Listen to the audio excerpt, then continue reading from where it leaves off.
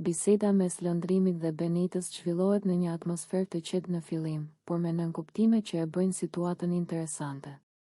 Ata janë ulur dhe flasin lirshëm, sikur po shkëmbejnë mendime pa shumë peshë, por fjalët e Lëndrimit marrin vëmendje menjëherë. Ai i drejtohet Benitës me një ton gjysmë shakaje, gjysmë provokues, duke i thënë që të shkojë ta puth Klodin, sepse sipas tij, Klodi nuk do të thotë jo. Lëndrimi e thot këtë me siguri, sikur po flet për diçka që e ka të qartë në mendje. Ai shton se nuk ka asgjë të keqe në këtë veprim dhe e paraqet si diçka të thjeshtë, pa shumë pasoja. Fjalët e tij duken të lehta, por mbajnë një ngarkesë që e bën bisedën më të thellë nga sa duket në pamje të parë. Benita reagon menjëherë me të qeshur. Ajo qesh me zë, duke e marrë situatën si shaka dhe duke mos e marrë seriozisht atë që Lëndrimi sapo tha. E qeshura e saj tregon rehati, por edhe një lloj hezitimi të fshehtë. Ajo nuk përgjigjet menjëherë me fjalë, por mënyra se si qesh tregon se ajo e ka dëgjuar mirë atë që ju tha.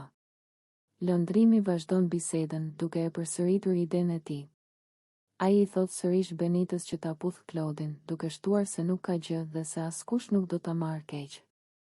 Tonin e ka të qetë, pothuajse bindës, sikur po përpiqet ta normalizojë situatën dhe ta bëjë të duket krejt e zakonshme. Benita vazhdon të qesh dhe nuk jep një përgjigje të prerë.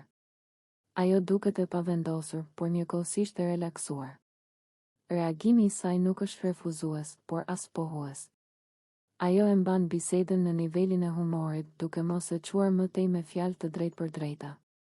Gjatë gjithë bisedës, Lëndrimi flet sikur po bën një koment të rastësishëm, por mënyra se si e përsërit sugjerimin e tij e bën të qartë se ai po teston reagimin e Benitës.